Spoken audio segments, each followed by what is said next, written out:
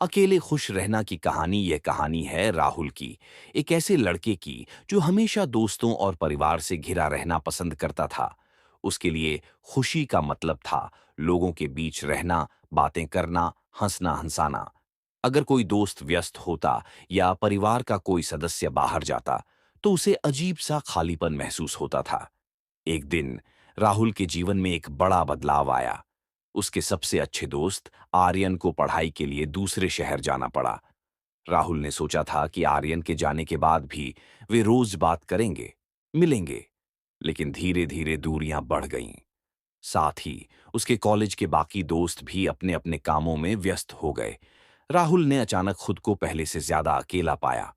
शामें जो कभी हंसी मजाक से भरी होती थीं, अब खामोश बीतने लगीं। शुरुआत में उसे बहुत बुरा लगा। वह चिड़चिड़ा रहने लगा, चीजों में मन नहीं लगता था। उसने खुद से पूछा, क्या मैं अकेला खुश नहीं रह सकता? ये सवाल उसके मन में बार बार गूंजता रहा। एक शाम जब वह उदास बैठा था, उसकी नजर एक पुरानी किताब पर पड़ी। वह उसके दादाजी की थी, जिसमें बहुत सारे जीवन के अनुभव और विचार लिखे थे। राहुल ने पन्ने पलटने शुरू किए और एक जगह उसकी नजर एक वाक्य पर टिकी। जब तुम दूसरों में खुशी ढूंढना बंद कर दोगे, तभी तुम्हें अपने अंदर सच्ची खुशी मिलेगी। इस वाक्य ने राहुल को सोचने पर मजबूर कर दिया। उसने सोचा कि शायद वह हमेशा अपनी खुशी के लिए दूसरों पर निर्भर रहा है। उसने तय किया कि अब वह खुद को बदलने की कोशिश करेगा।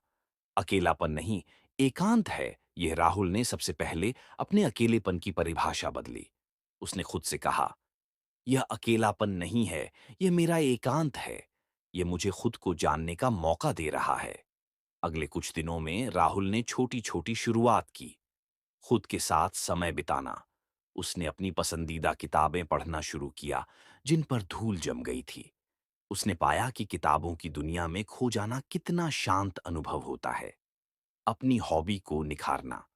राहुल को बचपन में चित्रकारी का शौक था, लेकिन दोस्तों के साथ घूमने के चक्कर में उसने उसे छोड़ दिया था। उसने फिर से रंगों और ब्रश को उठाया। कैनवास पर रंग बिखेरते हुए उसे एक अद्भुत शांति महसूस हुई। प्रकृति से जुड़ना। उसने पास के पार्क में रोज शाम को टहलना शुरू किया। पेड़ों की हरियाली, चिड़ियों की चहचहाहट, सूरज का ढलना, इन सब ने उसके मन को शांत किया। उसने महसूस किया कि प्रकृति में भी एक साथीपन है। नया सीखना। राहुल ने ऑनलाइन गिटार बजाना सीखना शुरू किया। शुरुआत में मुश्किल हुई, लेकिन धीरे धीरे धुनें निकलने लगीं, तो उसे एक अलग तरह की संतुष्टि मिली। आत्मचिंतन। उसने एक डायरी लिखना शुरू किया। दिन भर के अनुभव, अपने विचार, अपनी भावनाएं, सब उसमें लिखता था। इससे उसे अपनी भावनाओं को समझने और उन पर नियंत्रण पाने में मदद मिली। अपने लक्ष्यों पर ध्यान केंद्रित करना। जब बाहरी शोर कम हुआ, तो राहुल अपने भविष्य और पढ़ाई पर ज्यादा ध्यान दे पाया। उसने अपने करियर के लक्ष्यों को फिर से परिभाषित किया और उन पर काम करना शुरू किया। शुरुआत में ये सब अजीब लगा, लेकिन धीरे धीरे राहुल को अपने साथ समय बिताने में मजा आने लगा। उसे लगने लगा कि वह किसी पर निर्भर नहीं है। उसकी खुशी अब उसके अंदर से आ रही थी। जब उसके पुराने दोस्त उससे मिलने आए, तो उन्होंने राहुल में एक अलग ही आत्मविश्वास और शांति देखी। वह अब भी उनके साथ खुश था, लेकिन उनकी अनुपस्थिति उसे पहले की तरह परेशान नहीं करती थी। राहुल ने सीखा कि अकेले खुश रहना का मतलब दुनिया से कट जाना नहीं है, बल्कि यह अपने आप में इतना पूर्ण होना है कि आप किसी भी स्थिति में अपनी खुशी को बनाए रख सकें। ये दूसरों के साथ रिश्ते रखने से नहीं रोकता, बल्कि उन्हें और भी मजबूत बनाता है, क्योंकि आपकी खुशी अब किसी और पर बोझ नहीं होती। अकेले खुश रहने के नियम। राहुल की कला। राहुल के अनुभव से हम अकेले खुश रहने के कुछ महत्वपूर्ण नियम सीख सकते हैं, जो किसी कला से कम नहीं हैं। अकेलेपन और एकांत में अंतर समझें।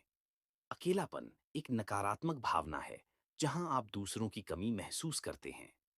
एकांत एक सकारात्मक चुनाव है, जहां आप जानबूझकर खुद के साथ समय बिताते हैं और आंतरिक शांति पाते हैं। इस अंतर को समझना पहला कदम है। खुद के साथ गुणवत्तापूर्ण समय बिताएं। Me time.